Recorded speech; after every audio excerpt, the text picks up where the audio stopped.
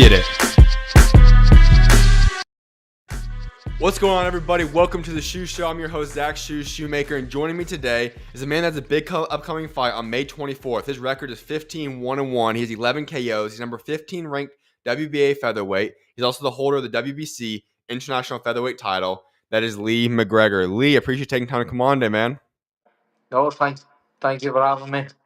Absolutely. So I want to get into a few things. First and foremost, I just alluded to the fact that you have a big fight upcoming. You're about just a little bit over a month now, May 24th. Break us down just how you're feeling right now as you're going through camp. What are you feeling like? What's camp been like so far? Yeah, no, it's been good. I think I'm in week 8 now of my training block. So it's been stepping up each week, sparring. I think we're in week 3 or week 4 now of sparring. Things are coming together very well, and I'm really looking forward to these last couple of weeks, last bit of hard work, and then the exciting part. Get ready for the fight. So I want to get your thoughts on this card overall because it's a really unique card. You talk about it just being a Scottish card for Josh Taylor's Queensberry debut, and there's a lot of Scottish pride here. You're going to be fighting in Scotland and all these different aspects. When you just talk about that aspect, where you just know it's going to be your own home nation, where you're with your people that you know, you get to fight in front of your fans, your family, and you just get to have this kind of this atmosphere around the card of a lot of people you can relate to that you know growing up. What is that like? Yeah, it's going to be massive. I think Scotland's one of Scotland's biggest shows ever. The card is absolutely stacked with Yep. Scottish fighters. I think there's 14 fights. So many future stars. Obviously, present and Josh Taylor leading the pack for us all. So it's the first time he'll be back in Scotland for a long time as well. So I think we're expecting a sellout in the Hydro Arena.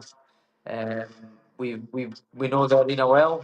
I've boxed there before alongside the same card as Josh Taylor. So and the fans really do come out and support the Scots. So it's going to be an unbelievable night. When you talk about representing Scotland, what does that mean to you? Means everything. I've boxed for Scotland, represented Scotland as an amateur all throughout my amateur career. And every time I've pulled that Scotland vest on, I've felt proud, and it's going to be the same come May 24th. It's another Scottish fighter. They say it's the battle of the Scots, and to kind of find out who the real King of Scotland is going to be in the featherweight division. So I'm looking forward to it. You just kind of went right into what I wanted my next question to be, is that you're facing another guy that's regarded as one of the top people in Scotland. So as you said, the winner of that fight, I mean, let's just give it the facts here. It's going to be pretty much the winner because he becomes the King of Scotland in the featherweight division. So you got to take us through that component, knowing that there's a possibility that when you emerge, if you emerge victorious from that win, that you are the King of Scotland. Then you are the guy that is representing the face of the division from Scotland. What would that mean to you? I mean everything. I've been there before at lower weights. I'm now Yep. coming up to featherweight, and I wanna do the exact same thing and show everybody that I am the best featherweight. I believe one of the best featherweights in the world. So it's time to prove that I'm the best featherweight in the country first, and Yep. then after that we go on and we push on and hopefully challenge for a world title. I love that statement you just made because obviously, yes, the King of Scotland would obviously be a huge accomplishment. It would be awesome to be able to say. But I think your mindset's on something a little bit bigger than that. You've already fought on a card like Riyadh Season, which is an international thing, one of the biggest cards you can get on. And you obviously have those aspirations, like you just alluded to, of not just being a guy that's known in your nation, in the country, your side of the world. You want to be a guy that's fighting for world championships. You want to be a guy that's on that top level. Can you take me through that aspect where you say, okay, yes, this fight right now, I need to focus in, become the King of Scotland, take care of my business here. But you still at the back of your mind know you have to be thinking like, okay, I'm top 15 in the world right now in my weight class. I want to become that top guy in the world. Can you take us to that mindset a little bit? Yeah, of course.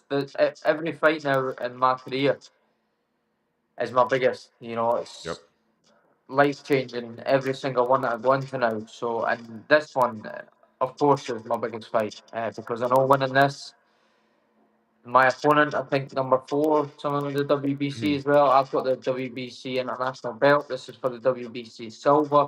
Yep. So the winner of this fight's no doubt going to be then going on to fight for the WBC World Championship. And you see, I've ranked in the WBA as well. win this fight, I think I'm going to be ranked across all the governing bodies, and I'll just be waiting on my shot. But I think the WBC will be the main one, I'd imagine. But I'm ready for anyone in the featherweight division. I've proved myself time and time again, obviously at lower weights, and I have done so at this weight as well, but not on the big stage. My first sort of test of that was in Riyadh, Mhm. and I'll come off a long inactive spell and things like that going into that fight. So I was nowhere near my best. But this one coming up, I'm going to be firing, and I'm really back to my best, and I Mhm. need to be, and I will be. All right, so you still have a few more weeks left of training camp, so I know you're gonna be better than you are at this point in time. But when you just look at how you're feeling right now, the fact that you're not coming off an inactive spell, where you're coming in pretty active overall, do you feel like this is going to be the best Lee McGregor that we've seen yet? Yeah, 100%. Mm. I've had many ups and downs in this career, but I firmly can confidently say that yes, this is going to be the best version of myself. I've had the the big stage, the big fight. Hmm. First time in a long time it was.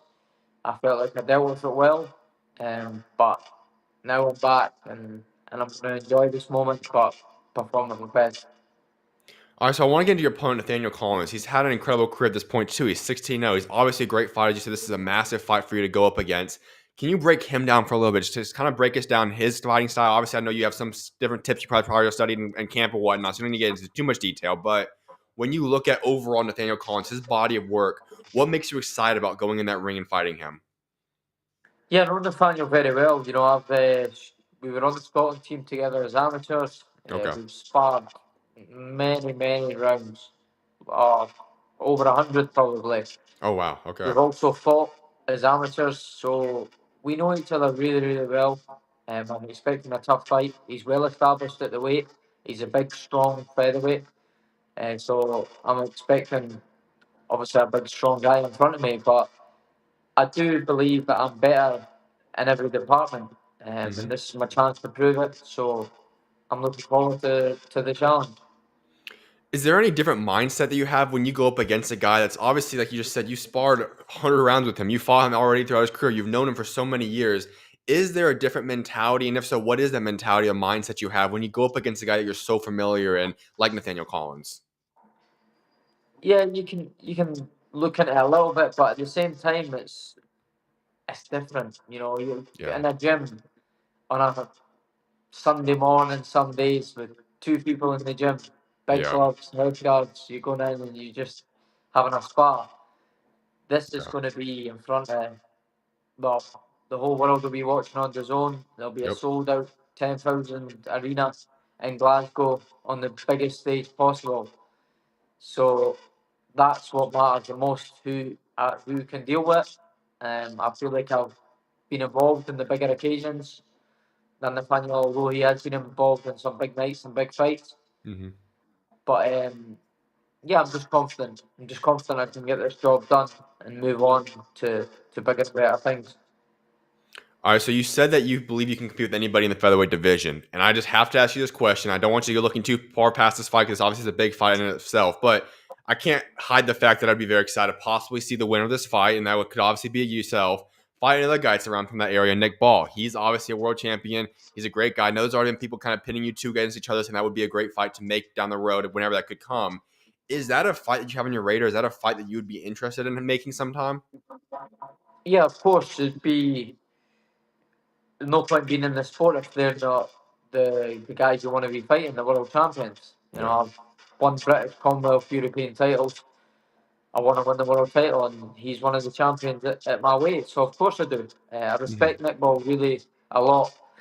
You know, we've again shared many rounds with Nick. I've Okay. been down a good few times to the gym. He's got a great team. He's a great person himself. But just it's just strictly business. Same with Nathaniel. You know, I get on with Nathaniel. But these guys, I've got someone that I want. So yeah, we just all have to believe in ourselves, and the best will come out on top. And I think we all believe in ourselves, and we all believe we're the best. So time will tell. And this is my next step, Nathaniel Collins, and then after that we'll sit down and we'll see what's what. But I'm never going to back down from any fight, and I Okay. know both us being with Queensberry winning this fight, it's Nick Ball's name is going to get mentioned to me. So Yep. same as any other featherweight world champion, if any other names got mentioned to me and got offered to me, as long as it made sense and the offer was right, no hesitations. All right.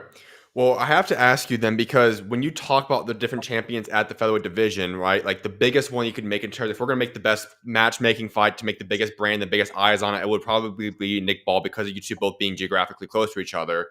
Would you say that would be the champion you want to go for most, or is your mindset more so, okay, I have these 4 different champions out there right now? Actually, I think it's 3 because I think one's going to be vacated. But if you're looking at all of them, like, is Nick Ball the one that you want the most? Is that the one that you'd be most enticed by?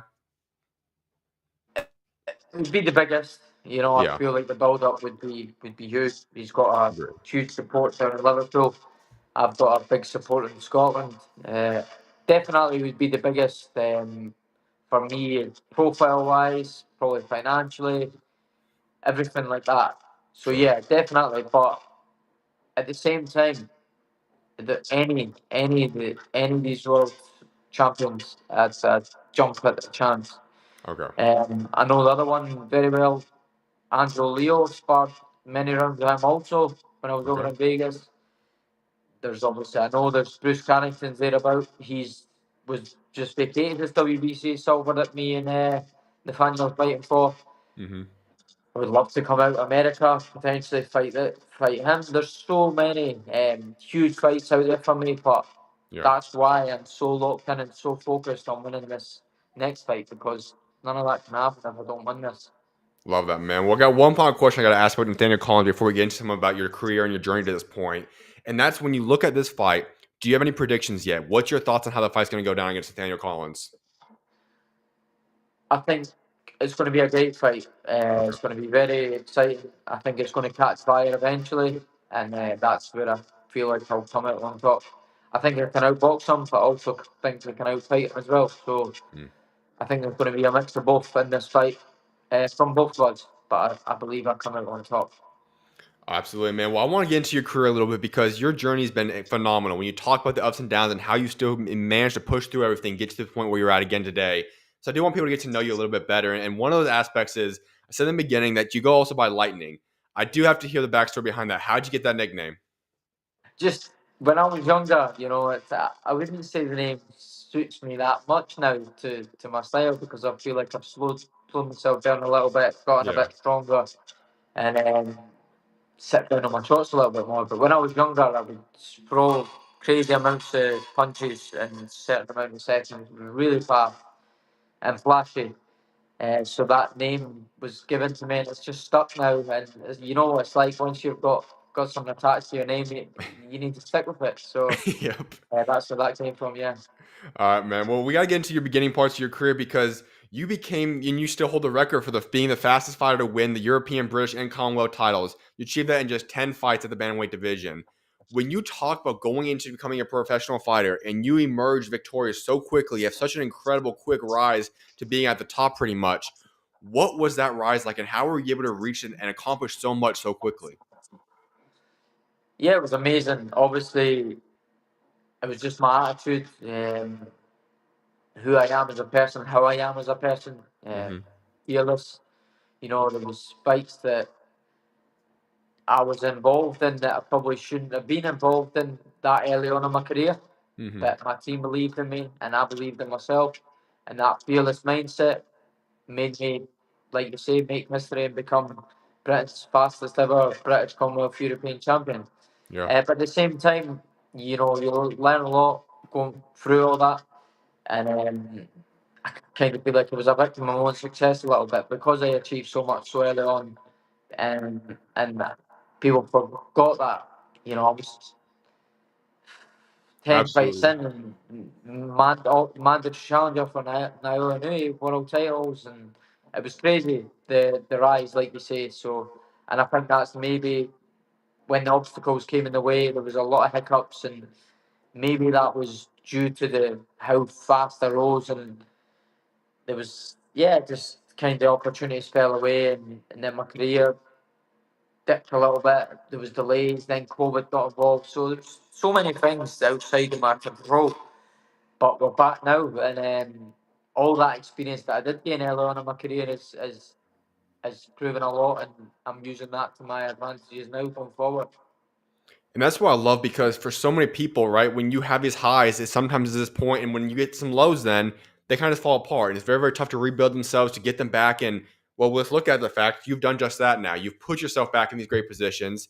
And that's not an easy thing. I know I can just read these words out, I can read what you've accomplished and make it sound easy, but I know it wasn't easy. You did something that a lot of people can't go and out there and do.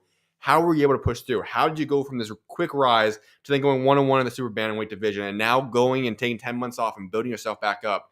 How'd you do all this? Yeah, just it was very difficult, and I am going to be honest. A lot, I believe, a lot of people wouldn't have been able to get through some of the things I've gotten through. But my my daughter's definitely one of the main reasons why I was managed to pull through. Also, I came back home and built myself back home. You know, put my pride to the side a little bit and built myself back up on small hall shows and hotels and stuff where people probably laughed at. But it proved to be the best thing I done because I got the huge opportunity to fight in Riyadh, and I would never have been ready or gotten that opportunity if I didn't go away and build myself back in the background. So yeah, it was one of the best things I've done, and I knew going into Saudi, I knew there was a lot of pressure on me because with everything that I had been through, Mm-hmm. it was one of them. It was like if I don't win this tonight, I'm really going to be. I was already getting forgotten about, and even still now, it's hard to get opportunities up here in Scotland, and Yeah. all I can do now from now on is just keep winning, and I can't be silenced. So I know this. I'm not stupid. I know how this game works. If I lose, um, I'll get forgotten about. It's as simple as that. So I just need to keep winning, and everyone else will take care of themselves. They can't keep me quiet. They can't silence me when I keep winning. So I want to ask you then, because another big part about boxing is that so many people are so much, it's a big stigma, obviously, about having the loss in your loss column. A lot of people don't like that. A lot of people say it's the end all be all. I'm someone that says if you learn from that loss, it is what it is. You can rebuild yourself and be back, just as you've done yourself and many others have. But when you talk about going through these ups and downs, and yet you've now been able to get to the position you're at, and you just talk about growing as a person now, because like I said, I have to imagine it was somewhat humbling for yourself to say, okay, I'm going to come out now. I'm going to get better. I'm going to grow. I might have to go find a hotel. I might have to do these different things and not fight the stages I've already fought at. Did that humbling, in a sense, create a better person both inside and outside the ring for yourself? Yeah, I suppose, but at the same time, it was difficult, and I feel like Yeah. I was down, but someone was just making me keep carrying on, and I still can't really tell you why, but it was just I don't know. With everything I've been through in my life, I just think the only thing I could really turn to was boxing. I lost my mum the same day as I won the British title as an amateur, and then a month or so later, I was away competing at the European Boxing Championship, still just fighting through it all. Because if I never, God knows where I would have ended up. So I feel like boxing's been my saviour. It's saved me and it's kept me. Although it's so frustrating and mentally taxing on the body and mentally, Mm. but I've just keep cracking on. And because it's all I know, and I would be lost without it. So Um, when I come to the gym, I feel a lot better, no matter what my situation is. And you just look at you as a person now, because obviously you've grown into a massive great person now. You've turned into becoming this person that's been able to persevere and have these different things. Do you think that's always been a part of you? Have you always had that mentality, or is that something you've developed and fine tuned as you've gotten older now? Yeah, but definitely, obviously, it has been in me. But as I've gotten older and matured, I've matured a hell of a lot, especially in the last few years Hmm. probably since my daughter was born. To be honest, she'll be 7 coming this November, and the best thing that ever happened to me. I was 20 when she was born, so still young, still doing things what young lads done. But she has changed my life completely, and I definitely wouldn't be the man I am today if it wasn't for her, and that's just a fact. I've matured so much, and everything I do now is for my family. I've got a family that rely on me now, so I can't. I got away with a lot when I was younger. When I never had a kid, I could go away, go out, eat what I wanted, go out with my mates, like all the things like that everybody normal people do. But now all I do is, if I'm not doing the school run with my daughter and then going to the gym, I'm resting and sleeping.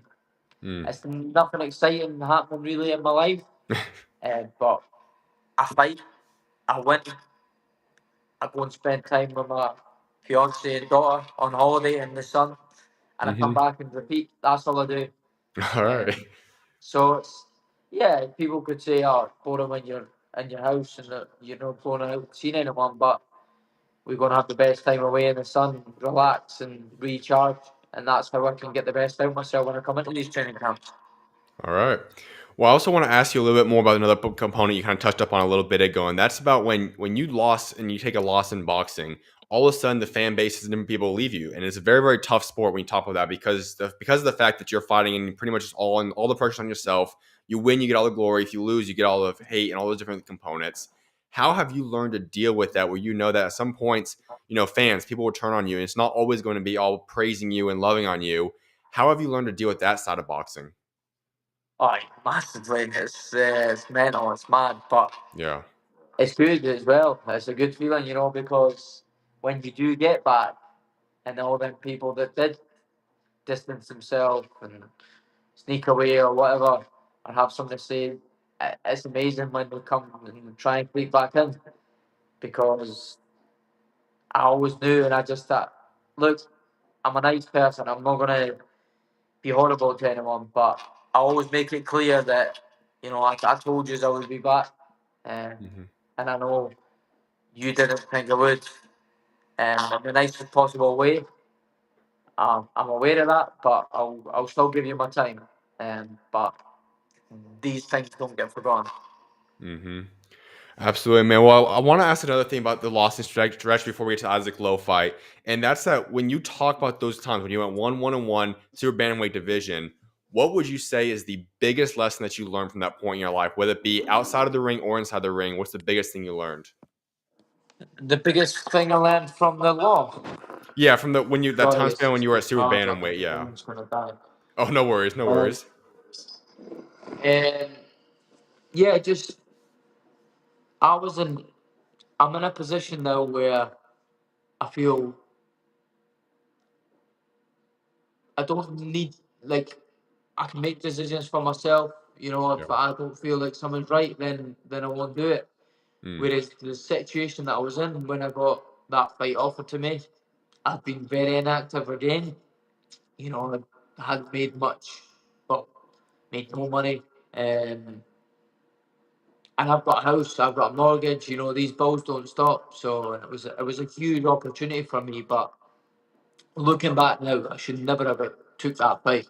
mm, But we did. We learned a lot from it. I maybe wouldn't have got the Isaac Lowe fight, the Saudi opportunity, and things like that if I hadn't lost that fight. So, these things happen for a reason. But it was frustrating because I know for a fact, and I know words or people might not believe or whatever, but I never lost that fight because that guy was better than me. If people knew what I'd been through for that fight, even just it was a miracle how I made the weight. Never mind getting him fight the way I did. mm, Just everything was against me. The time scale that I had to get ready for the fight. Um, Lots then activity going into it. But I need to hold my hands up because it was me that made the decision. I okay. said I'm fighting. I'm taking this fight. My good team, good coaches around me, and they advised me to not fight. But I overruled it because I was in a position that I had to. And Yeah, it was tough. It was hard to swallow, but at the end of my career, when I'm done, I'll probably look back and say I wouldn't change it, because all the hell that I have been through in my life, I do still say it. I wouldn't change any of it, which is mad, but I think I'll be saying the same thing at the end of my career about that fight. Man, I have a lot of respect for what you just said right there, because that's not the mindset a lot of people are going to have. A lot of people will say, make a lot of excuses, put blame on other people, and things along those Right. natures. You're all good, no worries. But you right there just kind of said, okay, this is at the end of the day, it's on me. I made a mistake. And when I look back, though, I'm still going to live with that mistake because I think it helped make me into the man and the fighter that I am today. How did you get that mentality? Because so many fighters and so many people in this world are going to make excuses in those situations. What gave you the mindset and mentality to say, you know what, this is the way I'm going to handle the situation. This is the way I'm going to embrace it and move forward? Because I've been through not the same but similar things in life. Yeah. Like how I am in my career, how I approach my career, and how I am as a person is due to what I've been through in my life. Mm. And there was things that I've been through in my life that were tough. We never had the greatest upbringing. We never had. I was a dad and three brothers. We never had much hands as my dad did what he could, but it was tough. But and even just back when I was a young boy, sparring my older, bigger brother, he used to beat me up all the time, and I hated him at the time, and it was the worst times. All like I remember it. I was so frustrating, crying, all this,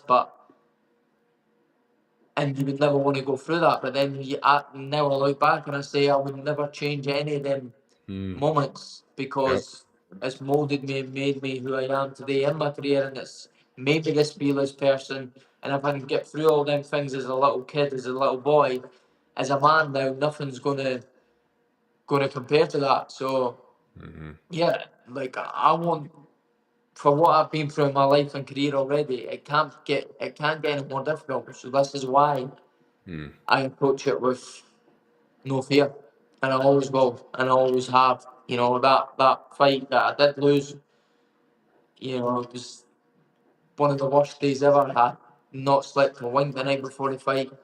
The whole city was ready, buzzing for the fight, and there was nothing I wanted to do more than just turn around and say, "Look, I'm not fighting. I cannot fight. I've not got it in me." But at the same time, I've not got that in me to do that. So it was Mm. just and how I can get through that and overcome all that. Nothing phases me now when I'm fully prepared and ready. Like if I can still do that and my worst, even half prepared, is still going to be better than that. So I've got nothing to worry about or stress about.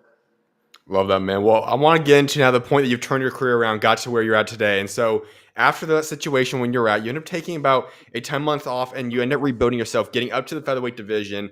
And then you go on this massive fight and you get the opportunity with Isaac Lowe. So, I got to hear the backstory about this because I know Saudi Arabia has become, I don't necessarily want to always say the pinnacle because obviously it's different terms, but it's a massive stage. Obviously, it's different. You're part of these gigantic cards.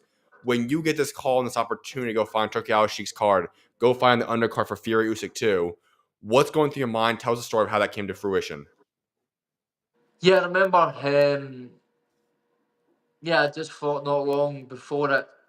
Like I say, is that on a small hall show, trying to build myself back, frustrated, fighting guys and knocking guys over that I kind of probably really shouldn't be in the ring with, but it was my position that I was in, and it was the situation I was in, so I had to get on with it. And Mhm. then just out the blue, my manager phoned me, but I was already supposed to fight Isaac Lowe, which I had to pull out due to an injury. Again, shows my luck in this game. But then it turned out to be a good thing in the end because we got the rescheduled date on one of the biggest cards ever. Yep. But yeah, he phoned me and he said, "Look, I think I'm nearly done and I can nearly get you this low fight. We just need to get a few things finalised." And again, with the amount of things falling through in my career and upsets in my career, I couldn't get my hopes up. I was excited, but I wasn't. I was never, still never really believed it until I was in Saudi, to be honest. Okay. Um, so yeah, he phoned me and he said, "Look, leave it when we're going back and forward, but I'm confident we can get this done." and it was just every day on him, We're over there, over there, over there. Yep, it's done, it's done. And I was buzzing, but I I just still didn't believe it because the amount of upsets and things that have fallen through in my career, I just couldn't believe it. And then I was lying in bed one night, just literally dozing off, going to sleep. It was like 10:30, 11 at night, and my phone just notification, notification, notification, and it was a like fight poster announcement of all the fights, and I was like, no way, and I was literally dozing off, going to sleep, and that just woke me up, and I was up for the most of the night after that, just buzzing, and that was it. That was when it was real. It was literally, obviously my manager told me it was all done, but I hadn't agreed. I hadn't even signed a contract for that yet. And then it was posted. The poster was posted, and I said, "Well, yep, we're going to Saudi." And it just flew by. The launch press conference was about 11 weeks out down in London, and then it felt like it was a click of the fingers, and we were getting ready to go to Saudi.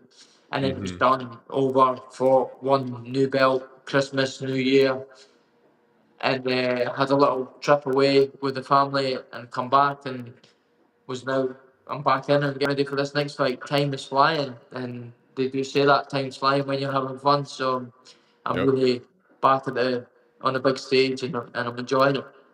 So if I were to ask you, let's say 12, 18, 24 months ago, let's say even, when you were going through those tough times in life, do you think you ever would have imagined, like if I would have told you, hey, in 2 years or so, you're going to be in a position where you're at today, would you have believed that? No, it's mad. Like my life and career, it's the same as if you told me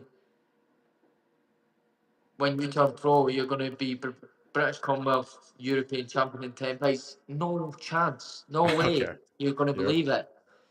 Um, it's same goes. It's mad. Life is mad.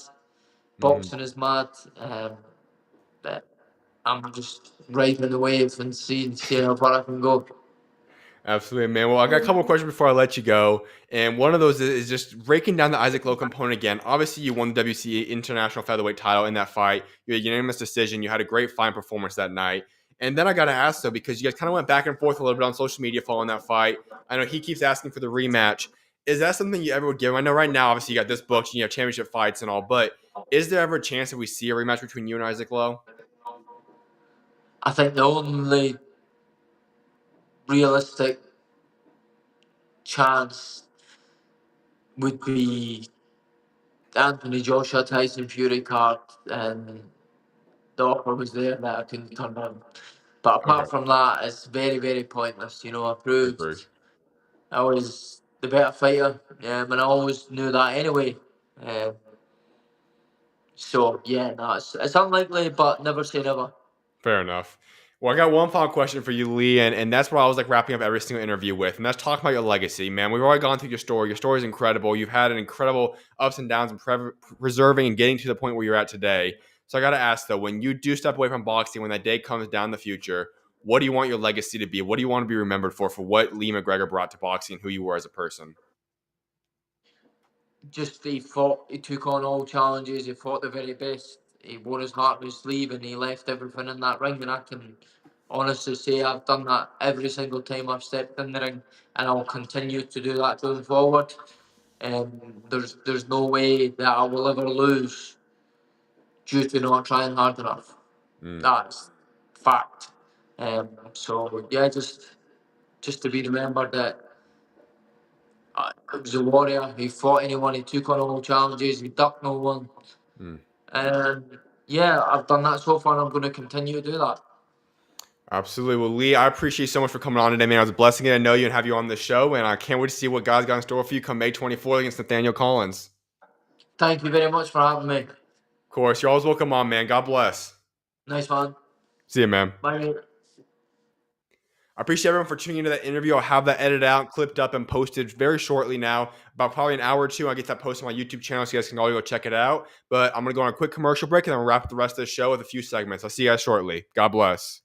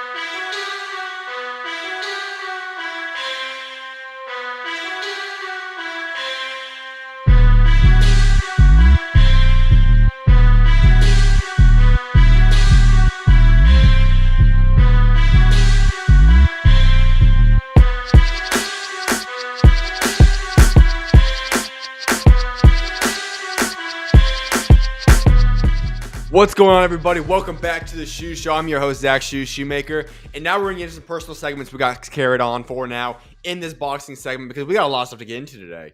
A lot of fights went down this past weekend. Now, they weren't necessarily mega fights to the likes of what we're going to get this upcoming weekend. Chris Eubank versus Conor Benn. And what we're going to see that weekend. We'll be previewing that fight a lot throughout this upcoming week. But there's a lot of fights that boxing fans need to know about that went down this past week. So, I was going back and forth. Do we start with Sunday's card? Do we start with Saturday's card? We're going to go in order from Saturday to Sunday. So let's start off with the top of the day. On Saturday, Dalton Smith, Matthew Germain fought each other. Here's my thoughts on the fight. It wasn't the best fight in the world. For Matthew Germain, he wanted to go in that fight, and he just wanted to make it 12 rounds with Dalton Smith. He accomplished that, sure. But he did not make for a great fight, nor did he walk away as if he was some great warrior or something along those lines. He didn't leave it all out there. He wanted to try winning and getting through 12 rounds with Dalton Smith, and he did get through that. He accomplished that goal of making it 12 rounds. But was it a good fight? No. Dalton Smith was clearly the better fighter. Dalton Smith could have easily got him out of there had Matthew Germain decided to go out there and actually fight. But he didn't want to do that. And so Dalton Smith, he retains his mandatory position for the WBC super lightweight world title, which is currently held by Alberto Puello. Now, that is a fight that could happen in the future, although Alberto Puello just got agreed to a deal, which I'm going to break down shortly for you guys. So I don't think this fight's going to happen next.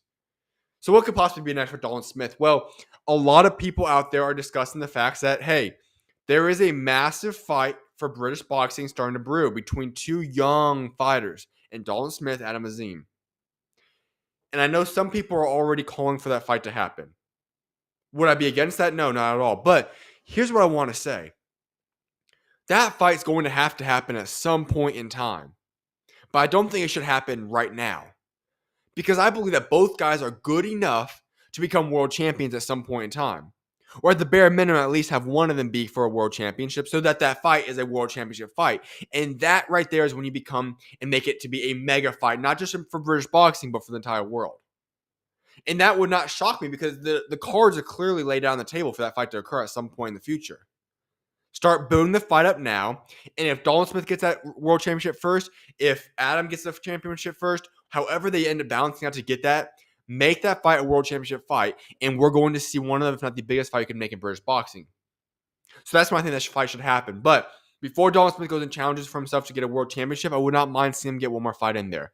Because the truth is that Matthew Germain is a good fighter. But Germain did not give him the competition and the challenge to the likes that you should have in preparation for a world championship fight. He could have, but as I said, Germain had one goal. Make it through 12 rounds and let the night be finished so you can say that forever. It didn't really give Dalton Smith the challenge I think Dalton Smith was looking for in that fight. On the undercard for that fight, though, Josh Warrington, he made his return and won his first fight in more than 3 years. And he had a dominating performance. I said on Friday's show, for Josh Warrington, the thing I wanted to see was a dominated performance. We can say, okay, at this point in time, I can either consider now walking away from boxing or I can start building myself up. If he had lost this fight, there was no other option. He was going to have to retire, and he obviously made it quite easy decision there on Saturday. So for Josh Warrington, is he ever going to become a world champion or something along those lines, or ever being in that conversation again? Probably not. But it's up to him. If he loves boxing that much and just wants to keep hanging around, getting some other big fights in, then go ahead. I'd love to see what happens with Josh Warrington going forward. Then, also on the undercard, Josh Pally gets a fifth round TKO on Marko Cetanovic. That was a solid performance from Josh Pally. Actually, let me say a little bit deeper than that. That was a remarkable performance from Josh Pally. He was incredible that fight. And I said this before on Friday. For Josh Pally, a lot of people just learned about him in the Shakur Stevenson fight. But they forgot the way he built himself up. They forgot the fact that against Mark Chamberlain, he pulled off one of the biggest upsets in 2024 by defeating Mark Chamberlain on a re-ed season card. Josh Pally can fight. This was not his first coming out performance against Shakur Stevenson. No. Yes, he took the Shakur Stevenson fight on short notice. And he did fine for what obviously a short notice fight would be. Do I want to see that rematch anytime soon? Absolutely not, because there is a big gap between the two of them. But Josh Pally is a very, very good fighter. And now that he's on a promotional deal and he gets to go work out and train 24/7, he is going to have a good career. And that was evident in the fifth round TKO right there. So Josh Pally still got a bright future. I'm excited to see what he's got next, but don't get me mistaken here. Pally can fight. He is a good fighter. Then we have an impressive performance coming up from my apology on that, from Agyarko fighting Ryan Kelly. Now remember, he was on 1 week's notice. He came into this fight and he came out and had a really, really good win against Ryan Kelly. And it sets up a great fight for him to go out there and possibly fight Ishmael Davis, who was supposed to originally fight Ryan Kelly. That would be the fight to make next. I think that would be a perfect fight to see, but massive performance there on that fight. I want to talk about another great prospect going on in boxing right now. Giorgio Viscoli. He is a legitimate fighter. He is a very, very good prospect, folks. He stopped Kane Barker in round 4 to move to 7-0 with a career total of now 6 KOs. I am a big fan of his. I think he's going to be a great fighter. He's a great prospect, and his future is extremely bright. He's still got a long way to build himself up and so on and so forth, but just let me say this. He has got a bright future, and he is going to have a great career going forward. Let's head over to what happened in America Saturday night. The main event was for an undisputed women's flyweight title between Gabriela Fundora and Marilyn Badillo. Wow.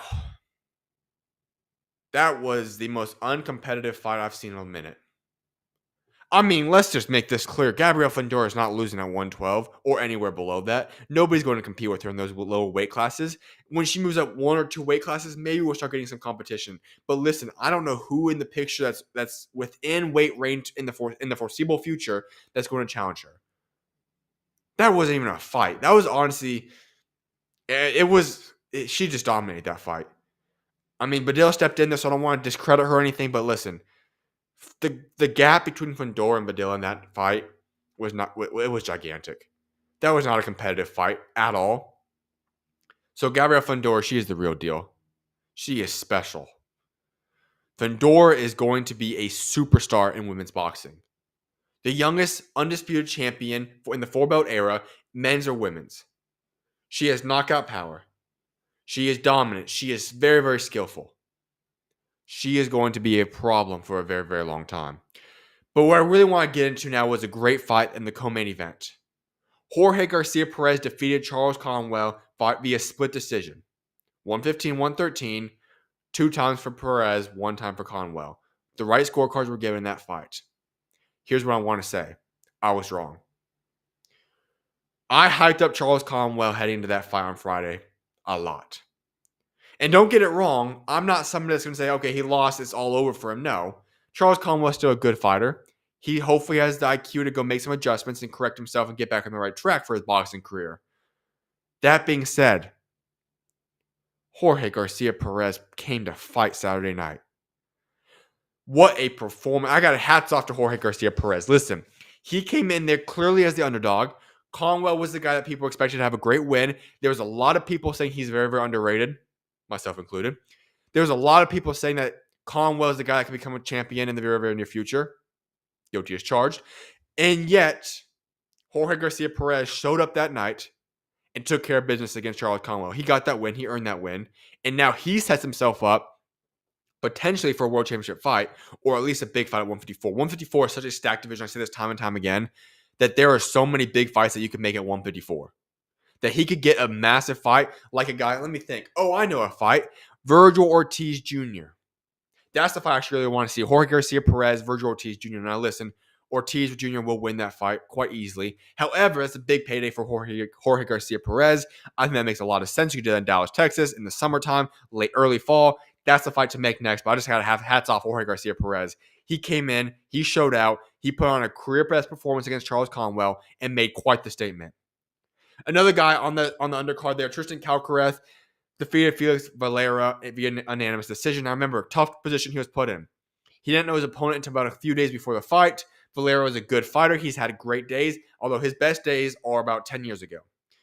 The scorecards were way wider than they should have been, but still, Calcareth did win that fight. He has lots of improvement to make, but he did fight that fight at heavyweight opposed to cruiserweight, which he's going to typically go fight at. So it was a very odd fight. He got through it. It is what it is. Put it behind him, learn from it, and get better. That's what I'd say for him. I want to talk about 2 of those guys I just want to give a quick spotlight to. One of which, Joshua Edwards, defeated Larry Gonzalez via second round TKO. Looked good. Was it a good opposition? Heck no. But did he look good? Yes. I think Joshua Edwards is going to be someone to keep an eye on. I say this time and time again, the American heavyweight division has legitimate problems. There needs to be some changes going down in the heavyweight division. Could Joshua Edwards be the answer? Time will tell. Ruslan Abdulov, he also had a great performance. I think he's an incredible prospect to watch in boxing. Keep your eyes on him. Just keep your eyes on him because he is actually a legit fighter. I love what he did against Gino Rodrigo this weekend. Unanimous decision. One of the best prospects in boxing, in my opinion. All right, folks. Now let's head on to what went down Easter Sunday. And I hope you guys actually had a great Easter weekend. I forgot to say that in the beginning of the show. Hope you guys had an incredible weekend. But let's head into what happened on Easter Sunday. I'm going to work from the bottom to the top because I want to kind of have a grand finale. We do have some other segments I want to get into in regards to boxing and things along those lines. But let me just say this, folks. I got to start from the bottom to the top and kind of do a massive grand finale in regards to the Ben Whittaker fight. Let's start off with the main card. Tyler Denny, Elvis fought in. Tyler Denny did great. He won on points, 97-92 victory there. His first fight, I believe, in his return since his Hamza Zaraz beatdown. And obviously, is he going to be in the top group of 160 guys? No. But is Tyler Denny a solid fighter? Yes, and we saw that evident yesterday. Then, the heavyweight fight was a little bit shocking for many components. I want to break this down.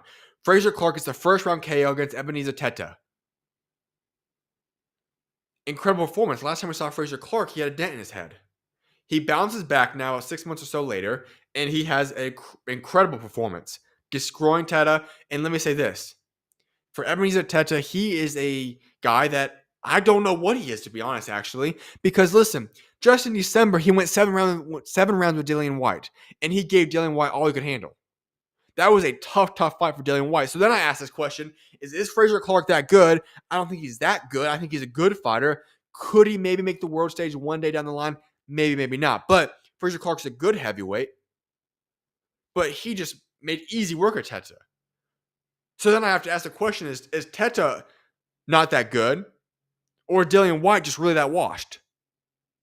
Because it was just 4 months ago that we saw Dillian White and Teta go to back for seven rounds in a very, very highly competitive fight.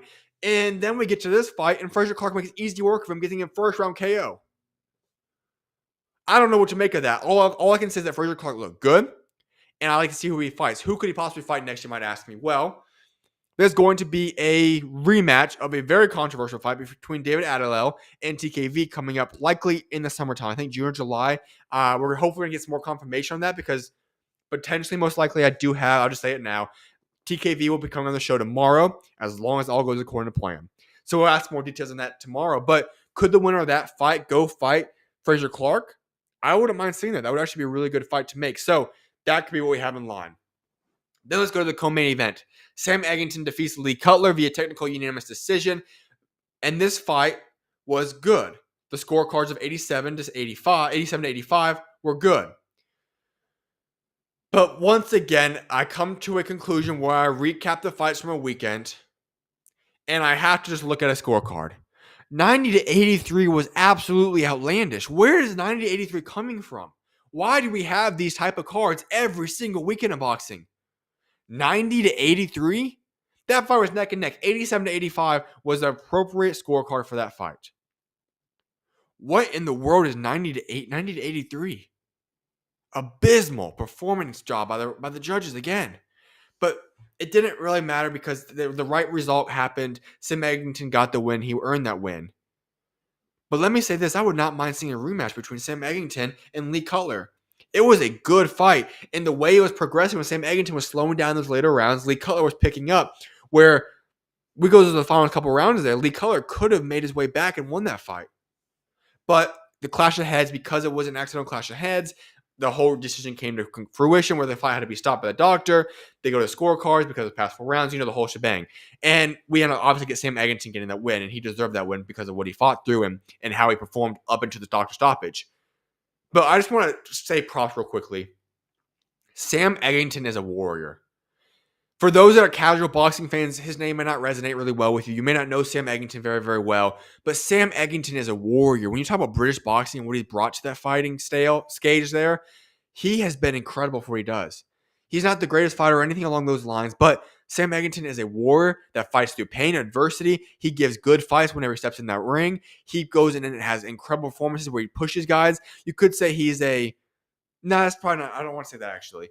He is just a very, very solid fighter that brings it every time he gets in that ring. He gives tough fights. And if you can get persevere and get past Sam Eggington, you are a good fighter. I'll say that. All right, folks. Now it's time for that main event action. We head to the main event. And let me just set the stage real quickly. 6 months ago, Ben Whitaker was one of the most hyped up prospects in all of boxing. He had millions of followers. He was going viral for showboating and all these different things he was doing inside the ring. He gets a big opportunity on a Riyadh season card to fight Liam Cameron, a man who has never been knocked down before. He starts off very, very strong in that fight, and then all of a sudden the tide starts to turn.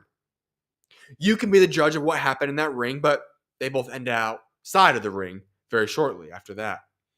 He ends up going on a wheelchair, and then he goes and punches a hole in the wall in his dressing room, and then he goes and has a phone incident at the airport in Saudi Arabia, and then there's all this debates and debacle going on in regards to what's going to happen 10 or 12 rounds. All this stuff's going on, all this controversy surrounding Ben Whitaker, and this guy that was such a hyped-up prospect just 6 months ago has all of a sudden had his career in the balance of what happens in a fight against Liam Cameron. We get to Sunday. Tensions are rising. Tensions are building. They have these great big walkouts on Easter Sunday. Ben Whitaker steps in that ring, and we start this fight. The first round, Ben Whitaker easily wins. He looks very, very sharp, as he did in the very first round, or the very first fight. And then comes something that I had no idea was going to happen.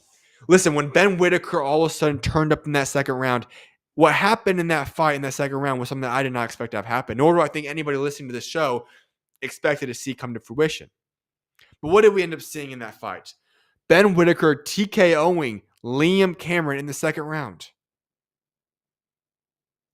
Did you expect to see that happen? I didn't. Ben Whitaker is not a knockout artist. He has the capabilities of doing that, sure, but that's not been how he branded himself. And I said on Friday, and actually a couple times last week, that Ben Whitaker is going to have to make sure this is one of his best performances of his career. Because this fight and winning this fight meant everything for his career. If he had lost this fight, all the hype is gone. And it's going to be tough to build back from. And let me just say this. He answered the call. He answered the haters. He answered the doubters. He put all the pressure on himself, and he went out there and he delivered. He made a statement win. And let me say this. Okay, sure. Was that a controversial stoppage? Absolutely. Should it have been a standing count? Yes. I am 100% against the way the ref judged that fight. But do I think that the fight would have continued much longer? No. Because Liam Cameron was clearly hurt in that fight. And Liam Cameron did not seem to really give too much cares about the fact that he just got KO'd.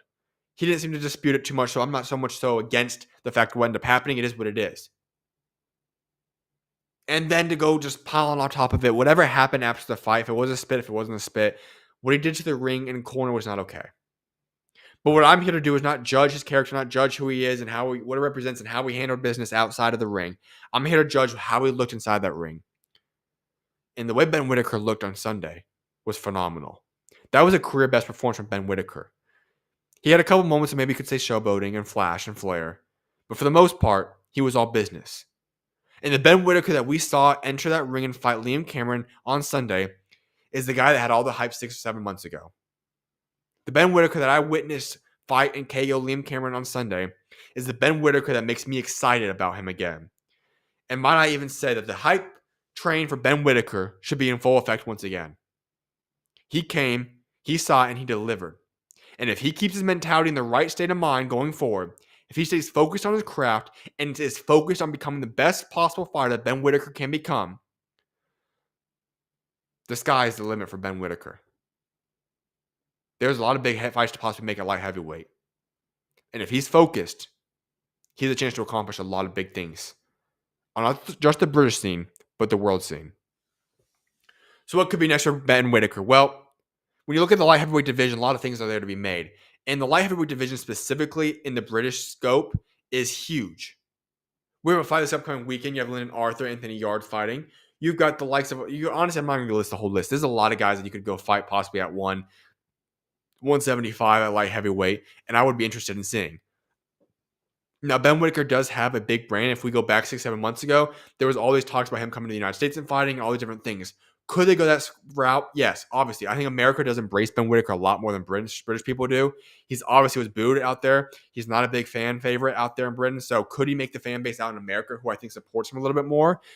Yeah, I think that could make sense. But there are some big fights you could make in British boxing. We'll see what Ben Shalom ends up doing with his career going forward. But I'm definitely enticed again because, listen, I am a big believer that Ben Whitaker, the Ben Whitaker that I saw on Sunday, is the Ben Whitaker that can accomplish big, big, big things. The hype train should be full effect once again. And it's impressive to see the way he prevailed, too, because I said all the pressure was on Ben Whitaker that night. It really came down to, hey, is he ready to go persevere? Is he ready to go fight? Is he ready to go on the big scene? And he showed out on Sunday night for people in Britain. All right, let's go to some updates that happened over this weekend. Now, a couple fight cards got announced that I want to break down. But before I go into anything else, I have to discuss one thing that's been interesting. Shakur Stevenson has now split from Matchroom, and his manager, James Prince, has now said this, that he's now hired Lou DiBella as his promoter for the event to keep an eye on stuff and handle behind-the-scenes stuff. Maybe to do some media. Hold up now. Eddie Hearn and Shakur Stevenson split. That's a little shocking. Everything seemed to be going pretty well, if you ask me. And to go with Lou DiBella is a little bit shocking as well. But that's beyond the point. What I really want to focus in on is how Eddie Hearn's now responded today. Eddie Hearn says this, and I quote, "We have a 2-fight agreement with Shakur Stevenson and TSA, who is obviously Turki Al-Sheikh." You know what this reminds me of? When I hear Eddie Hearn's statement right here, it makes me start to think that he's looking at possible lawsuits. Because if this is so true that Shakur Stevenson has now left Eddie Hearn and is now going with Lou DiBella, and he has an agreement in place, you can't be doing that. So I'm interested to see how this ends up coming to fruition here, but I also don't understand why Shakur Stevenson is leaving Eddie Hearn. He just had a Riyadh season fight card, and he's going to have one again now. It's going to be a ring card, but you know what the point is. He's working with Turki Al-Sheikh, so I'm really a little bit shocked to see what's all happening. It's quite interesting, in my opinion, to see how everything's come to fruition in regards to Shakur Stevenson and what's going to happen here, but it's definitely something to keep an eye on. Let's go to some other news that came out this weekend. The WBC bantamweight champion, Junta Nakatani, will have a unification fight against Nishida on June 8th in Tokyo, Japan. The winner will be crowned the wing bantamweight champion of the world. A big-time fight. This was a fight that I think a lot of people expected to see happen. A unification, which needed to happen at 118 in Tokyo, Japan. Incredible fight. Excited for that one to get made. Now, Galal Yafai, he'll be defending his WBC interim flyweight title against former ununified champion Francisco Rodriguez. Also on that card, Shabazz Massoud will take on Peter McGregor on June 21st at the BP Pulse Live Arena in Birmingham. Also on that card, Conor Walker versus Liam Taylor and 2024 Olympian Pat Brown will all be fighting. So a big, big card coming June 21st in Birmingham. Another one. Now, this is the big one that we're going to wrap the show up on. Another big fight card did come out and get released. The Ring Magazine 3 will take place July 12th in New York City. Real quick before I announce the fights there, those of you that's now looked at the venue dates, Barclays Center, Madison Square Garden, the theater are all booked that day. This is a ring card. Turki Al-Sheikh's involved. Where in the world could he possibly be fighting this fight at? Who knows? I've got no clue, but I'm just saying, think of some of the crazy venues you could possibly get done at in New York. This man has got the money to pull off crazy things that we're going to see in 2 weeks when he fights at Times Square. Who knows what this one's going to have in store? But here's the card. Edgar Berlanga. He'll be fighting Hamza Shiraz for the WBC in a WBC super middleweight title eliminator. Shakur Stevenson defending his WBC lightweight title versus William Zepeda. Then we're also going to have Albert Puello. He'll be defending his WBC junior welterweight title versus Subriel Matias. And David Morrell fights the undefeated Iman Kahayatev on the undercard. Now that is one heck of a card if you ask me. The one thing I'll say is that the way it was posted and released sounds like Edgar Berlanga and Hamza Shiraz is going to be fighting at the main event. I don't think so. That would not make a lot of sense. I think Shakur Stevenson should be the main event with first William Zepeda. It's a world championship fight. Both guys are obviously very, very talented. And Shakur Stevenson does have a big enough brand where I'd say it does surpass the likes of Edgar Berlanga.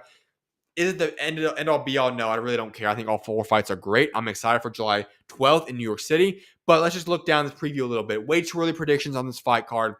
We talk about Shakur Stevenson, William Zepeda. I've already given my thoughts on that card. I don't think it's going to be a competitive fight. I think Shakur Stevenson is going to run miles around William Zepeda just because stylistic matchup. Zepeda will throw a gazillion punches, but he doesn't always land a lot. We saw Tevin Farmer push him in both fights to a certain extent. Now, William Zepeda obviously clearly beat Tevin Farmer, but Farmer was hurt very early in that fight. So what do you think is going to happen when you have a guy that just throws a lot of punches without a lot of accuracy against a guy that knows how to evade a ton of punches, has the best defense in boxing, in my opinion? Not a pretty sight. So Shakur Stevenson will easily beat William Zepeda, in my opinion. Then let's go to what will likely be the co-main event, and we have Edgar Berlanga, Hamza Shiraz. New state of boxing we got going on right now, where a guy in Hamza Shiraz just had a very bad showing, in my opinion. It should not have been a draw against Carlos Adames at 160. Now he's decided to move to 168, and he gets a big fight against a guy in Edgar Berlanga. A little bit shocking to see that big of a fight get made, but hey, this is the new era of boxing, and I'm not against it. How do I think that fight's going to go? Well, first of all, I was very, very high on Hamza Shiraz before his last fight. Now, he got hurt in that fight, so I don't want to be too judgmental about that. But he said that he can't remain at 160 much longer, so he wants to move to 168. Here we are. When I look at that fight, Edgar Berlanga is a good fighter. Now, the Canelo Alvarez showing where he just decided to go out there and try to make it 12 rounds with Canelo didn't really leave much to be desired. Then you go into his last guy he fought. I don't even want to go down that again. That was atrocious. That fight obviously didn't mean much. He fought a guy that was literally a trash can. So then we're going to go into this fight. He hasn't really been in a competitive fight in a couple of years, but at the same time, Hamza Shiraz just came down and beat down. It was not very, very good, and he's moving up in weight class. Would I have preferred to see Hamza Shiraz just get some little tune-up fight at 168 first? Yes. But that being said, this is the situation we're at. So who do I have winning this fight? I do have Edgar Berlanga. Listen, I could very easily be wrong in this prediction. Hamza Shiraz is likely, I think, is going to be more skilled than Berlanga, but I don't know if he's going to be ready for the jump to 168 quite yet after just having a not really desirable performance against Carlos Adames. So we'll see what ends up unfolding there. Then the fight that I think is actually the best fight on this card, Alberto Puello versus a guy in Subriel Matias, who I am still very, very high on. Okay, let me set the stage for you why I'm so excited about this fight. Subriel Matias was the guy that people were claiming to be the most feared man in boxing. What was it now? 8 months ago? Are we at a year by now? I don't know. But Matias went and fought Liam Paro. Styles makes fights. Liam Paro had the edge against Subriel Matias in that fight. Liam Paro did not make Subriel Matias look like this boogeyman any longer. But that does not mean Subriel Matias is not good, because Matias has still had 2 KO wins since that fight. He looked good. Could it have just been that Liam Paro just had a weird stylistic matchup? Probably, because I think Subriel Matias is a very, very good fighter, and we saw what happened when Liam Paro fought Hitchens. Not a very good fight. And it reminds me of something very similar to what we saw when Rayo defeated Pitbull Cruz. Pitbull Cruz is probably the better all-around fighter. He would beat more guys if you put him against more fighters than Rayo. And then Rayo went and got absolutely embarrassed by Gary Antoine Russell. You know, sometimes Styles makes fights, and we saw that, and I think this is a very, very close similarity comparison here in what we're going to see in Matias. Matias has built his way back up, and I think Matias will have a chance of defeating Alberto Puello, who I don't even think defeated Sandor Martin just a couple weeks ago on that Tank Davis card. I think Sandor Martin was robbed of that victory there. But here's the opportunity we have. It's going to be for World Championship. Alberto Puello, I also would like to see him possibly fight Gary Antoine Russell in a rematch one day, but that's a topic for another time. Matias, I think, will win this fight. I still think Matias is very, very good. Do I think he, as highly of him in terms of invincible guy, he's going to KO everybody that I thought of him to possibly be 1 year ago? No. But at the same time, not everybody in the history of boxing can KO everybody. We just saw with Tank Davis. Tank Davis is incredible KO power, but he couldn't get past Lamont Roach. Styles makes fights. And I think in this fight, Subriel Matias will come out on top of Alberto Puello and become the world champion for the 2 times now. Then let's go to the other fight that got announced. David Morrell is going to make his return against Imam Khayatev, and that is a fight. He's undefeated by Hawaii. If you don't know Khayatev, he is a very, very good fighter, undefeated. David Morrell is coming off his loss to David Benavidez. Let's recap the David Benavidez fight real quickly. Benavidez is the guy that you could debatably a top 10 pound for pound guy. A lot of people have him there. I have him. I do tiers that people know me as. I have him right outside. I have him between the 8 and 11 tier. He's great. David Morrell is younger than David Benavidez, but David Morrell still had some good showings in the David Benavidez fight. Not that competitive in my opinion, but David Morrell is still a great fighter with a bright, bright future. And we're fighting a guy that's undefeated, and the winner of this fight would position themselves to set up another big fight at the light heavyweight division. Because when we look at that picture, we know that the next fight that's going to happen is going to be Artur Beterbiev, Dmitry Bivol trilogy. Benavidez will, I hope, fight Callum Smith. But after that, the winner of that fight, you could possibly see get thrown in there with the likes of a winner from the David Morrell Khayatev fight. Now, obviously, I don't think we'll get the rematch right away for David Morrell, David Benavidez, but I just want to say it just sets the stage where the winner of this fight automatically becomes a guy that could be challenging, maybe even Bivol. Maybe better be if whoever wins that fight. There's a lot of things to make it light heavyweight. It is a loaded division. Also, weekend, Lyndon Arthur, Anthony Yard, they'll be fighting. You could have the winner of those two fights fight each other. There's a lot of things on the table at light heavyweight. So who do I have winning this fight, though? When I look at this, it's honestly back and forth right now. I don't have a definitive answer, but what I would have to say, way too early. Don't hold me to this prediction yet between these two guys because I'm not positive. I will go with Kahayatev. I think Kahayatev is a good fighter who's undefeated, but like I said, don't hold me to this one. I have not done enough film study and breakdown on this fight yet. I'm still very, very uncertain on it, but I do think that's going to be a great fight to start the card off. But at the end of the day, listen, July 12th, New York City is going to be an incredible, sensational card for boxing that I am ecstatic for. I think it's going to be phenomenal, and I cannot wait for that. But with that being said, folks, I hope you guys have a great rest of you guys Monday. This will conclude today's show of the SchuZ Show. I'm your host, Zach SchuZ Shoemaker, and I appreciate each and every single one of you guys who tuned in for today's show.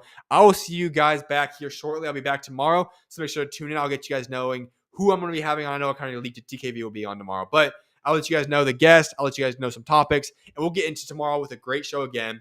But have a great rest of you guys Tuesday. May God bless you guys all, and SchuZ is out. See you guys tomorrow.